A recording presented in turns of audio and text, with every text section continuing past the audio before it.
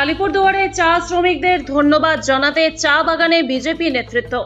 নির্বাচনে জয়ের পর চা শ্রমিকদের ধন্যবাদ জানাতে চা বলয়ে পৌঁছালেন আলিপুরদুয়ারের বিজেপি সাংসদ মনোজ টিগ্গা এবং মাদারিহাট কেন্দ্রের নবনির্বাচিত বিজেপি বিধায়ক লক্ষণ লিম্বু।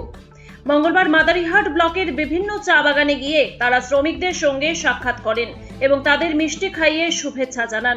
শ্রমিকদের সঙ্গে কথা বলে তাদের বিভিন্ন সমস্যার কথাও শোনেন নেতৃত্ববৃন্দ।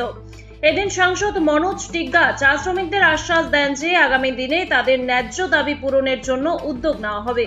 তিনি বলেন, সাধারণ ভোটের সময়ই সবাই চা বলয়ে আসে, তবে আমরা জয়ের পরেও এখানে এসেছি শুধুমাত্র শ্রমিকদের ধন্যবাদ জানাতে এবং তাদের সঙ্গে আনন্দ ভাগ করে নিতে। তিনি আরও জানান, এবারের নির্বাচনে উত্তরবঙ্গের চা বলয়ের মানুষ বিজেপিকে বিপুল সমর্থন জানিয়েছেন, যার জন্য তিনি কৃতজ্ঞতা প্রকাশ করেন। দেখুন সেই চিত্র। দেখুন, এই প্রথমবার, গতবারও আমরা আলিপুরদুয়ারে 5-5 হয়েছিল, এইবারও 5-5 হয়েছে।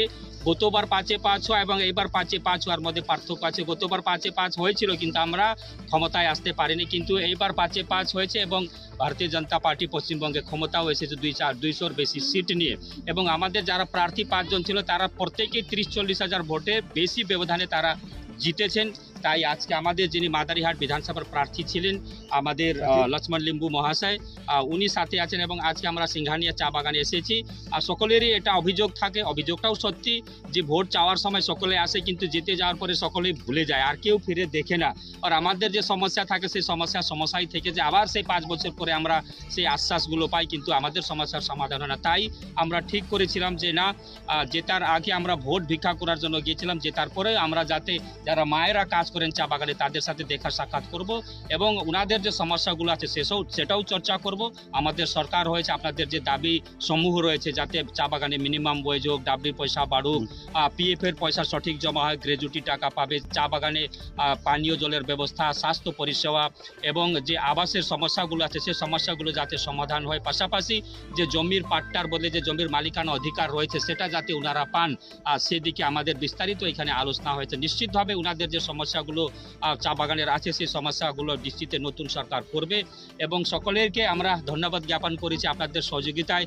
আমাদের প্রার্থী যিনি ছিলেন, এখন তো উনি বিধায়ক হয়ে গেছেন, সেই জন্য প্রার্থী বলা ঠিক হবে না, উনি বিধায়ক হয়ে গেছেন। তো নিশ্চিতভাবে আপনাদের আশীর্বাদে আমাদের প্রার্থী 43,000 বেশি ভোটে জয় হয়েছেন। আগামী দিন আপনাদের যে সুখ থাকুক কিংবা দুঃখ থাকুক, সব সময় আমরা ওনাদের পাশে থাকবো, আছি, বিগত দিনেও ছিলাম, আজও আছি, ভবিষ্যতে আমরা থাকবো। এখন ওনারা বাড়ির পাশে 2 জনকে পেয়েছেন, আমি সাংসদ হিসাবে আছি, পাশাপাশি উনি বিধায়ক হিসাবে আছে এবং যা সমস্যা থাকবে সেই সমস্যার সমাধান আমরা যাতে তড়িঘড়ি করে দিতে পারি সেই লক্ষ্যে আমরা আগামী দিন কাজ করব। এবার তো চা বলয় তো 2 হাত তুলে বিজেপিকে আশীর্বাদ করছে, কি বলবেন? সেই জন্য চা বাগান আমাদেরকে এবার 2 হাত তুলে আশীর্বাদ করেছে, সেই জন্য দায়িত্বটা আরও বেড়ে গেছে। মানুষ যে আমাদেরকে আশীর্বাদ করেছে, যে দায়িত্ব দিয়েছে সেই জন্য আমাদের দায়িত্ব আরও বেড়ে গেছে। চা বাগানের প্রতি আমাদের এমনি কাজ করার ইচ্ছে ছিল, এবার দায়িত্ব আরও বেড়ে গেছে। নিশ্চিতভাবে ওনাদের যে সমস্যাগুলো রয়েছে সেটা মিনিমাম ওয়েজ হতে পারে, ডাবলির পয়সা হতে পারে, গ্র্যাচুইটি হতে পারে, পিএফ হতে পারে, পাশাপাশি আরও যে ওনাদের সমস্যা রয়েছে সমস্ত সমস্যা যাতে আমরা সমাধান করে দিতে পারি সেই লক্ষ্যে নিশ্চিতভাবে নতুন সরকার আগামী দিন কাজ করবে।